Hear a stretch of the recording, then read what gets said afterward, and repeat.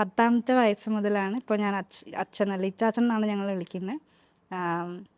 രണ്ടാനച്ഛൻ എന്നും എനിക്ക് പറയാൻ താല്പര്യമില്ല, ഇച്ചാച്ചൻ എന്ന് പറയാനാണ് താല്പര്യം. അപ്പോൾ ഇച്ചാച്ചൻ ഞങ്ങളുടെ ലൈഫിലേക്ക് വരുന്നത് എനിക്ക് 10 വയസ്സുള്ളപ്പോഴാണ്. എൻ്റെ അനിയത്തിക്ക് 8 വയസ്സ്. 8 വയസ്സ്.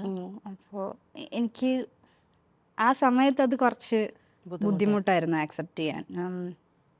കാരണം ഞാൻ അത്രയും എൻ്റെ 10 വയസ്സ് വരെ അല്ലെങ്കിൽ എൻ്റെ ലൈഫിലെ ആദ്യത്തെ 10 വർഷത്തിൽ അച്ഛൻ എന്ന് പറയുന്നത് ആ ഒരു സ്പേസിൽ അതെന്താണെന്നൊന്നും അറിയാത്ത ഒരാൾക്ക് പെട്ടെന്നൊരു ദിവസം ഇനി മുതൽ ഈ പറയണ ഒരാൾ ലൈഫിലേക്ക് കയറി വരുന്നു, ഇനി നമ്മുടെ കൂടെ ഉണ്ടാവും, ഇയാളെ നമ്മൾ ഇനി ഇച്ചാച്ചെന്ന് വിളിക്കണം എന്നൊക്കെ അമ്മ പറയുന്ന സമയത്ത് എനിക്ക് അത് ആക്സെപ്റ്റ് ചെയ്യാൻ ബുദ്ധിമുട്ടായിരുന്നു. കാരണം അത്രയേ ഉള്ളൂ, എൻ്റെ ഏജും അത്രയേ ഉള്ളൂ.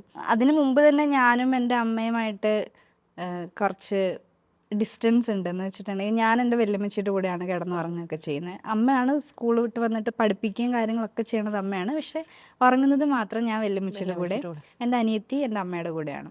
അപ്പം അന്നൊന്നും എനിക്കത് ഇത്ര ബുദ്ധിമുട്ടായിട്ട് തോന്നിയിട്ടില്ല. ഈ പറഞ്ഞ പോലെ ഈ ഒരു സെപ്പറേഷൻ ഇപ്പം ഇച്ചാച്ചൻ ഞങ്ങളുടെ ലൈഫിലേക്ക് വന്ന സമയത്താണ് ഞങ്ങൾ ആ വീട്ടിൽ നിന്ന് പോരുന്നത്, എൻ്റെ അച്ഛൻ്റെ വീട്ടിൽ നിന്ന്. അപ്പോൾ എനിക്ക് അതും ബുദ്ധിമുട്ടായിരുന്നു. കാരണം അത്രയും കാലം ഞാൻ ഉറങ്ങിക്കൊണ്ടിരുന്നത് എൻ്റെ വല്യമ്മച്ചിയുടെ കൂടെയാണ്. പെട്ടെന്ന് വല്യമ്മച്ചി കൂടെ ഇല്ല.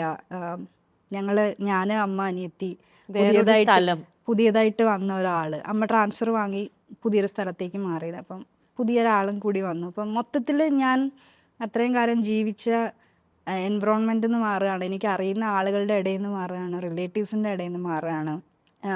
ഈ പറഞ്ഞ പോലെ അമ്മ 2ാമത് കല്യാണം കഴിച്ചത് കൊണ്ട് എൻ്റെ അച്ഛൻ്റെ ഫാമിലിയിൽ കുറേ പേർക്ക് പ്രശ്നങ്ങളുണ്ടായിരുന്നു. അപ്പം കസിൻസ് ഒന്നും ഞങ്ങളോട് മിണ്ടില്ല, എൻ്റെ ആൻറ്റി അങ്കിൾ അങ്ങനെ ഒരുപാട് പേര് മിണ്ടില്ല. അപ്പോൾ ആ ഒരു കുറച്ച് വർഷങ്ങൾ വെക്കേഷൻ സമയത്ത് ഞങ്ങൾക്ക് പോകാൻ വീടൊന്നുമില്ല. കാരണം ഞങ്ങളുടെ കസിൻസിന് അല്ലെങ്കിൽ റിലേറ്റീവ്സിനൊന്നും ഞങ്ങളോട് സംസാരിക്കാൻ താല്പര്യമില്ല. അപ്പം വെക്കേഷൻ്റെ സമയത്ത് എവിടെയും പോകാനില്ല. ഞങ്ങൾ വീട്ടിൽ തന്നെ ആയിരിക്കും. വേറെ എവിടെയും പോകാനില്ല, വേറെ ആരും വരാനില്ല, കാണാനില്ല. അപ്പോൾ അതൊക്കെ ഭയങ്കര ബുദ്ധിമുട്ടായിരുന്നു. കാരണം അത്രയും കാലം ഭയങ്കര ക്ലോസ് ആയിട്ടിരുന്ന എൻ്റെ ചേട്ടായിമാരെന്ന് പറഞ്ഞുകൊണ്ടിരുന്നവരൊന്നും ആരും മിണ്ടുന്നില്ല, ചേച്ചിമാർ ആരും മിണ്ടുന്നില്ല. അപ്പം അങ്ങനെയൊക്കെ വന്ന സമയത്ത് എനിക്ക് അങ്ങനെ കുറേ കാര്യങ്ങൾ കൊണ്ട് എനിക്ക് ബുദ്ധിമുട്ടായിരുന്നു. ഈ പറഞ്ഞ എൻ്റെ ലൈഫിൽ നടന്ന ആ ഒരു ഷിഫ്റ്റ് ആക്സെപ്റ്റ് ചെയ്യാൻ ബുദ്ധിമുട്ടായിരുന്നു. പിന്നീട് ഈ ഒരു ടീനേജ് സമയം കൂടിയാണ്, 10 to 15 അല്ലെ 17 ആ ഒരു വയസ്സ് വരെ എന്ന് പറയുന്നത്. അപ്പോൾ ആ കാലത്ത് എൻ്റെ ഒരു അടുത്ത പ്രശ്നം എന്ന് പറഞ്ഞാൽ എനിക്ക് എന്തെങ്കിലും അമ്മയോട് ഷെയർ ചെയ്യാൻ ബുദ്ധിമുട്ടായി തുടങ്ങി. ഞാൻ എന്തെങ്കിലും പറഞ്ഞാൽ അതിവിടെ ഇച്ചാച്ചൻ അറിയും എന്നുള്ളൊരു ഇത്. അപ്പോൾ എനിക്ക് ചിലപ്പോൾ അമ്മയോട് മാത്രമായിട്ട് പേഴ്സണലി ഷെയർ ചെയ്യേണ്ട കാര്യങ്ങളായിരിക്കാം. പക്ഷെ അത് അമ്മ ഇച്ചാച്ചനോട് പറയുന്നത് കാണുമ്പോൾ എനിക്ക് ആക്സെപ്റ്റ് ചെയ്യാൻ ബുദ്ധിമുട്ടായിരുന്നു ആ കാലത്ത്. പിന്നെ ഇമോഷണലി എനിക്ക് വേണ്ടുന്ന സപ്പോർട്ട് ആ സമയത്ത് അമ്മ തിരക്കിലായിരുന്നു. അമ്മ വർക്ക് ചെയ്യുന്ന ആളാണ്. അപ്പോൾ അമ്മയ്ക്ക് അമ്മയുടേതായിട്ടുള്ള എന്താ പറയുക,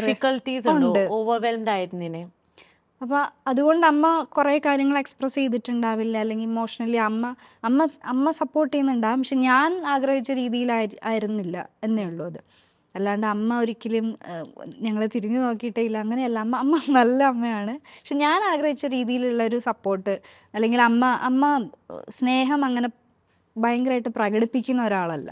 ഇപ്പം പക്ഷേ എനിക്കത് എക്സ്പ്രസ് ചെയ്ത് എനിക്കിത് എന്നെ ഇഷ്ടമാണെന്നുള്ളത് എനിക്കത് എക്സ്പ്രസ് ചെയ്ത് കാണിച്ചാലേ മനസ്സിലാവുള്ളൂ എന്നുള്ള അങ്ങനെയൊക്കെ വന്നിട്ടുണ്ട്. മേ ബി അതിപ്പോൾ ഇച്ചാച്ചൻ കൂടി ലൈഫിലേക്ക് വന്നത് കൊണ്ടൊക്കെ ആയിരിക്കാം.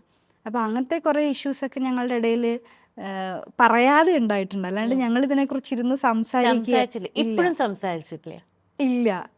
എനിക്കിപ്പോൾ ഈ റീസണായിട്ട് ഞാൻ ഒരു സിനിമ ചെയ്ത സമയത്താണ് ഈ ഓപ്പൺ കമ്മ്യൂണിക്കേഷൻ എന്ന് പറയുന്നത്, അല്ലെങ്കിൽ ഒരു ഓപ്പൺ ടോക്കിൻ്റെ ഇമ്പോർട്ടൻസ് എത്രത്തോളമാണെന്ന് ആ സിനിമ ചെയ്തത് കൊണ്ടാണ് സത്യത്തിൽ എനിക്ക് മനസ്സിലാവുന്നത്.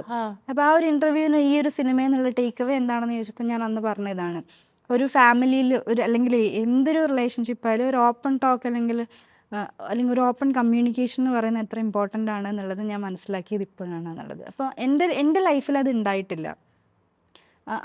ഇമാജിൻ ഇത്രയും ഇമോഷൻസ് ബോട്ടിൽ അപ്പ് ചെയ്ത് ആ പ്രായത്തെ to deal with it and to grow in that environment, that's not easy Lijo.